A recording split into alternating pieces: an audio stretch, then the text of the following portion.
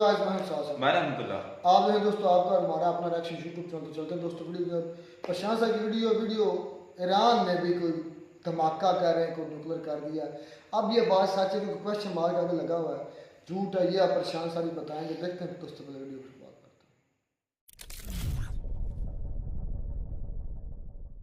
नमस्कार and welcome you all to study IQ. मैं हूं प्रशांत धवन। नाउ दुनिया में अभी के लिए अगर हम देखें तो 9 देश हैं जिनके पास ऑफिशियली न्यूक्लियर वेपन्स हैं। यहां पे आप देख पाओगे इनके नाम। नाउ दुनिया भर में इस बात को लेकर आर्टिकल्स पब्लिश हो रहे हैं कि क्या 10वां देश ईरान बन चुका है। क्या ईरान ने रिसेंटली सीक्रेट तरीके से एक न्यूक्लियर वेपन अंडरग्राउंड टेस्ट कर लिया है। और रीजन देखिए, ये स्पेकुलेशन का, ये शक का इसलिए बनता है क्योंकि रिसेंटली ईरान के एक ऐसे इलाके में जहां पर भूकंप आते नहीं हैं, वहां पर एक बड़ा भूकंप आया है।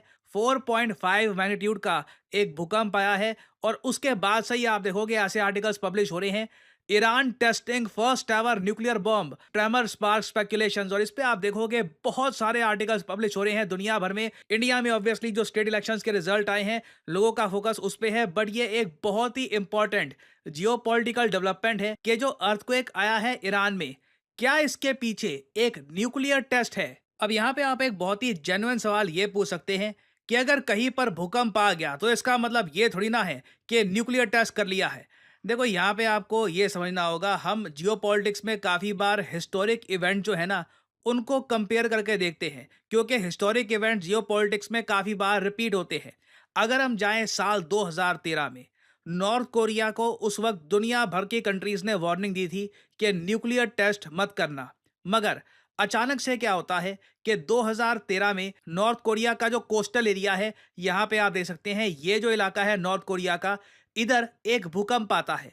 इनिशियली सबको लगता है कि अच्छा ठीक है, अनयूजुअल है वैसे, नॉर्थ कोरिया में यहाँ पर इतने भूकंप आते नहीं हैं। बट लोगों ने कहा कि हाँ ठीक है, एक भूकंप आ गया होगा। मगर उसके बाद जापानी साइंटिस्ट ने अच्छे से डेटा चेक किया इस भूकंप का और उनको ये पता लगा कि ये कोई नॉर्मल सेस्मिक एक्टिविटी नहीं थी।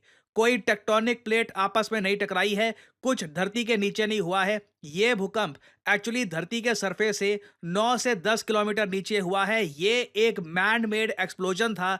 नॉर्थ कोरिया ने चुपचाप एक न्यूक्लियर टेस्ट कर लिया है और उसकी वजह से भूकंप फील किया है पूरे रीजन ने। ये भूकंप by the way China, south Korea, Japan, तीनों कंट्रीज ने फील किया था। और इसके बारे में एक लिटरल विकिपीडिया पेज बन गया है क्योंकि उस टाइम मैं आपको बता दूं, दुनिया चौंक गई थी।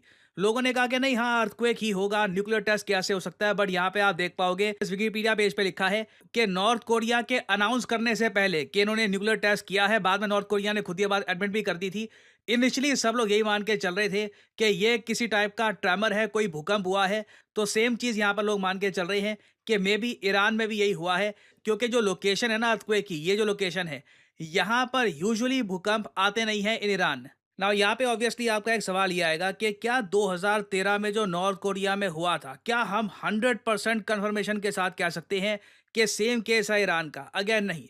मैं आपको बता रहा हूँ, दुनिया में इस बात को लेकर बहुत ज़्यादा जिज्ञासा है, इंटरेस्ट है कि लगातार अर्थक्वेक क्यों आए थे ईरान में। नाउ इजराइल में भी एक अर्थक्वेक आया था, बट इजराइल एक ऐसी लोकेशन पे है जहाँ पे काफ़ी बार अर्थक्वेक आते भी हैं और इजराइल के पास न्यूक्लियर वेपन्स हैं, ये दुनिया को पता है। ईरान की न्यूक्लियर टेस्टिंग एक ज़्यादा बड़ी न्यूज़ बनेगी दुनिया भर में क्योंकि अभी तक ईरान के पास न्यूक्लियर वेपन्स है नहीं। और आप अगर सीआईए की तरफ से जो स्टेटमेंट्स आ रही हैं वो देखोगे तो अमेरिकन ये कह रहे हैं, there is no evidence Iran has decided to rush towards building a nuclear bomb. Now American की जो ये स्टेटमेंट है ना, इसको मैं इतना ज़्यादा, मैं कहूँगा, क्रेडिबिलिटी के साथ एक्सेप्ट करता नहीं हूँ। क्योंकि आपको पता होगा, भारत ने जब पोखरण किया था उससे पहले अमेरिकन को पता लगा नहीं था। हमने जब पोखरण किया उसके बाद ही इनको पता लगा। सेम केस नॉर्थ कोरिया के साथ था, सेम केस पाकिस्तान के साथ था, कई कंट्रीज के साथ था। जब कंट्रीज न्यूक्लियर एक्सप्लोजन कर देती हैं सीक्रेटली, उसके बाद ही यूएस को पता लगता है कि हाँ न्यूक्लियर एक्सप्लोजन हो चुका है। ना ये तो हमने बात कर ली है सारे प्रीवियस इश्यूज की और जो पॉसिबिलिटी है कि ईरान के पास न्यूक्लियर वेपन्स आ चुके हैं। अब बात करते हैं उन लोगों की जो कह रहे हैं कि अभी भी ईरान के पास न्यूक्लियर वेपन्स नहीं आए हैं। ना देखिए, ईरान के जो सुप्रीम लीडर हैं अली खमेनी, जिनकी फोटो यहाँ पे आप देख पा रहे हैं, ये ईरान के प्रेसिडेंट से भी ऊपर है। He is the supreme leader of Iran और काफी हद तक ये एक रिलीजियस फिगर भी है। इन्होंने देखो 1990s में, बताया जाता है, एक स्पीच दिया था। उस स्पीच में इन्होंने ये कहा था कि ईरान कभी भी न्यूक्लियर वेपन्स बनाएगा नहीं और यूज नहीं करेगा। इन्होंने एक्चुअली एक फतवा दिया था न्यूक्लियर वेपन्स के अगेंस्ट, जो प्रॉपरली डॉक्यूमेंटेड भी है। और काफी बार जब यूएस ईरान के बीच में बातचीत हुई है ऑफिशियल लेवल पर, तो ईरान की तरफ से जो रिप्रेजेंटेटिव्स थे, फॉर एग्जांपल मैं आपको बताऊं, हसन रूहानी का नाम आपको याद होगा। हसन रूहानी ईरान के प्रेसिडेंट थे और कुछ ही समय पहले हेलीकॉप्टर क्रैश में उनकी मौत हुई थी। तो हसन रूहानी वो आदमी थे जिन्होंने वेस्टर्न कंट्रीज को बार बार ये बताया कि ईरान कभी भी न्यूक्लियर वेपन्स यूज नहीं करेगा, क्योंकि अली खमेनी का एक फतवा है कि कभी भी न्यूक्लियर वेपन्स यूज नहीं करने। लिटरली इन्होंने ये कहा था कि न्यूक्लियर वेपन्स ये हराम है, दे आर अन इस्लामिक, और इसलिए इनका इस्तेमाल नहीं किया जाएगा। नाउ अब इसको लेकर देखिए बहुत सारी स्पेकुलेशन है कि ईरान क्या जेन्युइनली इस फतवा को फॉलो करेगा, क्या ईरान अपनी पोजीशन चेंज कर सकता है। इसको लेकर ओवर द इयर्स कई किताबें लिखी गई हैं, रिसर्च पेपर्स लिखे गए हैं कि क्या ये जो फतवा है ये चेंज हो सकता है, और ईरान अपनी जो सिक्योरिटी सिचुएशन है ये देखते हुए क्या बड़ा चेंज कर सकता है। क्योंकि रिसेंटली अगर हम देखें तो बहुत सारे ऐसे इवेंट्स हुए हैं, हमास के लीडर का मारा जाना, गाजा की हैवी बॉम्बिंग, पूरे हिजबुल्लाह की लीडरशिप को मार देना, इजराइल बहुत ज़्यादा अग्रेसिवली आगे बढ़ रहा है। और इस वक्त भी ईरान को सबसे बड़ा डर यह है कि इजराइल ईरान की जो ऑयल साइट्स है और जो न्यूक्लियर साइट्स हैं इनको कर सकता है टारगेट। और मेरी हमेशा कोशिश ये रहती है कि मैं हर साइड का व्यू पॉइंट आपको बताऊं, ताकि आप खुद प्रॉपरली सोच पाएं कि क्या रियलिटी हो सकती है। क्योंकि अभी के लिए हमारे पास कोई कंक्रीट जानकारी है नहीं कि ईरान ने न्यूक्लियर टेस्ट किए हैं या नहीं किए। मैंने आपको यह बता दिया कि जियोपॉलिटिकल एनालिस्ट किस तरीके से देख रहे हैं इसको। मैंने आपको यह बताया कि किस तरीके से ईरान के अली खमेनी ने दुनिया को यह कहा था कि ये कभी भी न्यूक्लियर वेपन डेवलप नहीं करेंगे। नाउ आप अगर बेंजामिन नेतन्याहू को देखो तो ये तो खुल के कहते हैं कि ईरान न्यूक्लियर वेपन डेवलप कर रहा है, और इजराइल ईरान का न्यूक्लियर वेपन कभी भी प्रॉपरली डेवलप नहीं होने देगा। रिसेंटली नेतन्याहू जब यूएस गए थे और इनके पार्लियामेंट को संबोधित किया था, उस टाइम ये जो 20 सेकंड की क्लिप है ये दुनिया भर में वायरल हुई थी। And one more thing. When Israel acts to prevent Iran from developing nuclear weapons that could destroy Israel and threaten every American city, every city that you come from, we're not only protecting ourselves, we're protecting you. Now Israel के prime minister तो openly ये कहते हैं कि Iran बिल्कुल nuclear weapon develop कर रहा है, और इजराइल जब ईरान को रोकता है तो ये ना सिर्फ इजराइल की रक्षा कर रहे हैं, इनके हिसाब से ये पूरे अमेरिका को भी बचा रहे हैं, हर एक अमेरिकी नागरिक को भी बचा रहे हैं ईरान के न्यूक्लियर वेपन से। तो अगेन देखिए, इस वक्त पूरी दुनिया बस वेट कर रही है कि ईरान की सरकार बोलती क्या है। नाउ ये भी एक पॉसिबिलिटी है कि ईरान कुछ ना कहे और ईरान ने बस एक न्यूक्लियर वेपन टेस्ट कर लिया हो। इन केस अगर इजराइल एक बहुत ज़्यादा हैवी अटैक करता है ईरान पर, तो ये प्रॉपरली रिटेलिएशन कर पाए। तो आने वाले समय में हमको देखना होगा कि ईरान की तरफ से क्या अनाउंसमेंट आती है। इधर वे मैं आपको बता दूं, जो ये अर्थक्वेक आया है ईरान में बहुत अजीब है। ये जो सेमनान प्रोविंस है ईरान का, जो मैंने यहाँ पर मार्क कर रखा है, इसके बारे में आप कहीं भी पढ़ लीजिए, कोई इतिहास आपको नहीं मिलेगा अर्थक्वेक का, कहीं पर मेंशन तक नहीं है इनके विकिपीडिया पेज पर या फिर कहीं भी कभी भी यहाँ पर कोई एक मेजर अर्थक्वेक आया नहीं है। तो सडनली एक ऐसे टाइम में जब इजराइल ने धमकी दी है ईरान को ये कि अटैक करेंगे ये ईरान को, और यूएस कह रहा है कि हाँ बिल्कुल इजराइल अटैक करने वाला है ईरान को, सडनली एक ऐसे इलाके में जहाँ पे इनके यहाँ भूकंप आता नहीं है, एक भूकंप आ जाता है। मे बी ये सब कुछ एक कोइंसिडेंस है। अगर ऐसा है तो क्या कमाल का कोइंसिडेंस है। बट आने वाला कुछ समय देखिए बहुत ज़्यादा इंटरेस्टिंग होगा। कुछ मेजर अपडेट्स आती हैं तो मैं आपके लिए अपडेटेड वीडियो बाद में ले आऊँगा। और फाइनली यहाँ पे आप लोगों से मैं एक सवाल पूछूंगा। देखिए, हाल ही में फतेह 2 हाइपरसोनिक बैलिस्टिक मिसाइल ये बहुत ही ज़्यादा न्यूज़ में है। आपको बताना है कि किस कंट्री ने ये मिसाइल किया है डेवलप, क्योंकि रिसेंटली हर जगह इसका नाम था फतेह 2 हाइपरसोनिक बैलिस्टिक मिसाइल। बताइए किस कंट्री ने इसको किया है डेवलप। ये है यहाँ पे आपकी ऑप्शंस, पाकिस्तान, यूएई, ईरान या फिर सऊदी अरेबिया। कमेंट सेक्शन में करिए उत्तर। जो लोग देंगे सही उत्तर उनकी कमेंट को मैं हार्ट दे दूंगा ताकि बाकी लोग समझ पाएं। तो जी दोस्तों, वीडियो होगी खत्म। अच्छा, जो बातें प्रशांत साहब ने बताई हैं इससे तो इररेलेवेंट या रेलिवेंट में कह रहा हूँ, रिस्पेक्टिवली अगर सोचा जाए तो हो सकता है ईरान ने धमाके कर लिए थे। जिस तरह नार्थ को बता रहे थे कि नॉर्थ कोरिया ने भी एक मतलब ऐसे धमाके किए थे, तो नॉर्थ कोरिया में ज़ल्ज़ला आया था तो उसमें सब ने यही समझा कि नहीं, कोई रूटीन के मुताबिक कोई ज़ल्ज़ला आया होगा। लेकिन सच में हुआ क्या था कि नॉर्थ कोरिया ने एटमी धमाके किए थे, जब साउथ कोरिया जिस तरह प्रशांत साहब बता रहे हैं ये बात भी सच है, जब फिर चेकिंग की गई और CIA और जो अमेरिकन एजेंसी उनको बाद में पता चला था, लेकिन पाकिस्तान के धमाकों का भी प्रशांत साहब तो कह रहे नहीं पता था, लेकिन मेरा ये मानना है कि अमेरिका का इसमें बेकायदा हाथ था। अमेरिका खुद चाहता था कि पाकिस्तान एटमी ताकत बने। जब इंडिया और इजराइल पाकिस्तान पर कंबाइन ऑपरेशन के थ्रू पाकिस्तान पर अटैक करना चाहते थे तो उसको अमेरिका ने रोका था।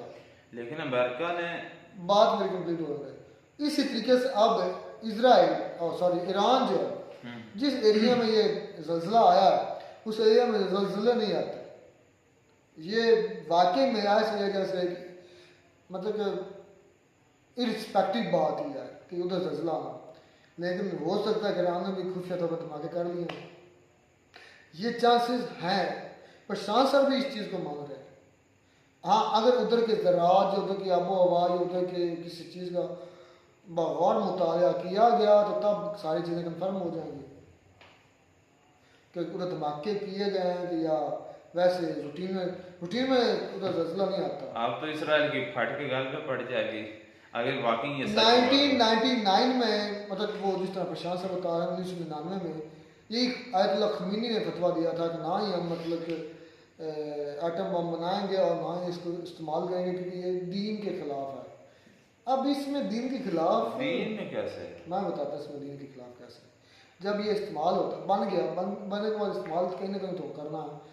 जब ये इस्तेमाल होता है कितने हज़ारों लाखों मासूम बच्चे मारे जाएंगे, जी हाँ, कितने बेगुनाह मारे जाएंगे, कितने उसमें मुस्लिम होंगे, नॉन मुस्लिम होंगे। इसलिए दीन के खिलाफ है कि उसके अंदर उसने नहीं देखना कि ये मुस्लिम है कि नॉन मुस्लिम है, ये बच्चा ये बूढ़ा, ये जानवर भी मर जाएंगे, परिंदे मर जाएंगे, चरिंद परिंद हैवान जानवर सब मर जाएंगे।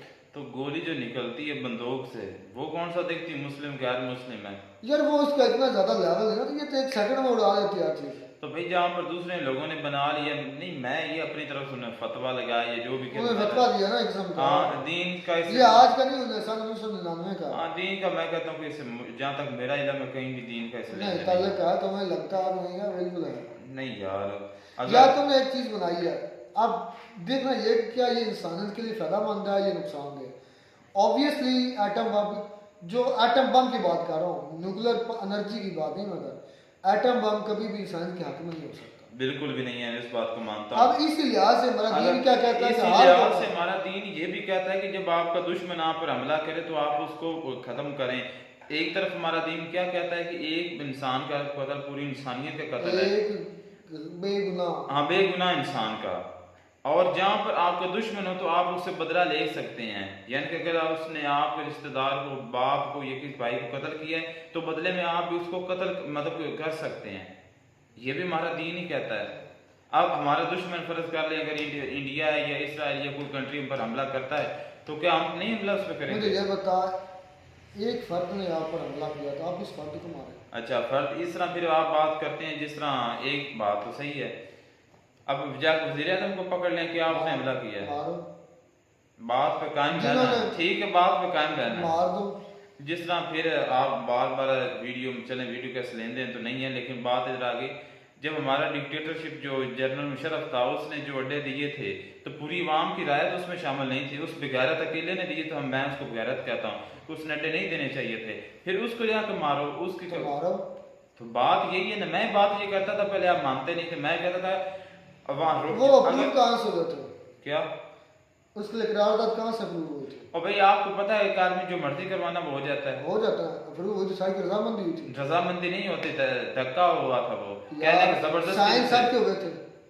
नहीं मुझे इस बात का नहीं है, Approve अगर हुआ भी है ना तो यार यहाँ हुआ क्या होता है, या तो होता है या नहीं होता, हुआ होगा क्या? तुम्हारी पार्लियामेंट से प्रूव हुए कड्डे दिए जाए। अच्छा, तुम्हारे यार पूरी पार्लियामेंट को उड़ा देना चाहिए। पार्लियामेंट खुद ही कहते हो कि जूते की नोक पे रखते हैं, वो रखते हैं ना, अप्रूव हुए ना, साइन हुए हैं सबके। वो साइन मैंने नहीं रखते उसके लिए, मान रखते हैं कि तो सबने साइन किए, रजामंदी जाहिर की है। मुझे इस बारे में नहीं पता। तुम्हें नहीं पता, मुझे नहीं पता, अप्रूव हुआ पार्लियामेंट में ये मुद्दा उठा था, पार्लियामेंट ने इजाजत दी थी, तो पूरी पार्लियामेंट उड़ा दो। पार्लियामेंट इजाजत दी थी? हाँ जी। तो पार्लियामेंट तो आज कह लें कि कहती ISI को पेश करो, ISI के चीफ को। पार्लियामेंट तो नहीं करती, अदालत कहती है अदालत कहती है, ना मैं अदालत का जिक्र नहीं किया, मैं तो पार्लियामेंट की बात यार, वो कहाँ पार्लियामेंट में कौन जाते हैं? आम के नुमाइंदे नहीं जाते।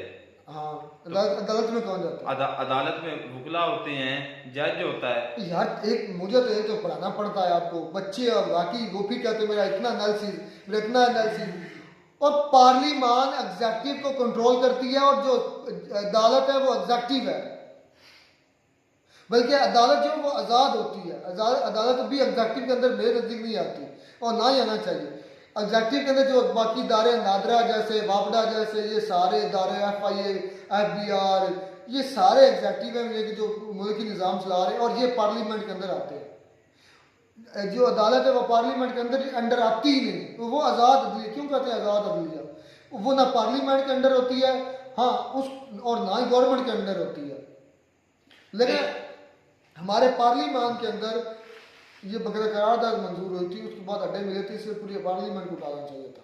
जितने भी उसके अंदर थे, चाहे जिन्होंने साइन किए थे, जिन्होंने नहीं किए थे, सबको उठाना चाहिए था। और आज पीडीआई के साथ क्या हो रहा है, मतलब उनको घरों से उठा लेते हैं।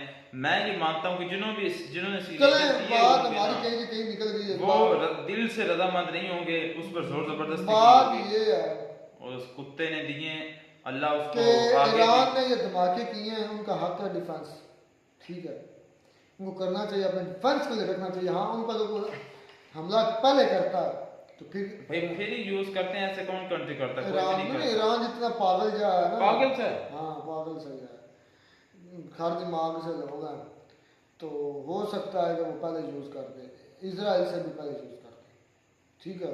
वो पागल है जो मुसलमानों को साथ दे रहा है, वो मुसलमानों के पागल आप समझे नहीं है, पागल किस लिहाज वो से लोगों को काटते हैं ना, फिर पागल जज्बाती हैं। जज्बात में अगर उन्होंने क्या फैसला किया, किस कंट्री पर हमला किया? मैं अगर इस बात में उन्होंने किस कंट्री पर, तुम्हारे पाकिस्तान पे हमला क्यों किया था? वो उसने तो नहीं किया। किसने किया? वो तो वहाँ पर तंजीम थी जो उसका क्या उसका नाम कोई नया निकला है, वो तंजीम थी जो कि इधर हमारे बलूचिस्तान में भी होती है। चलें जी, क्या बात करते ईरान को हक, मैं कहता हूँ ईरान जैसा कोई अच्छा कंट्री है ही नहीं दुनिया में। सऊदी अरब भी नहीं है, वो तो है ही बगैरत जो वो बैठा हुआ है। चलो जी, खैर मिलते हैं नई वीडियो में नाडक साथ। God bless you.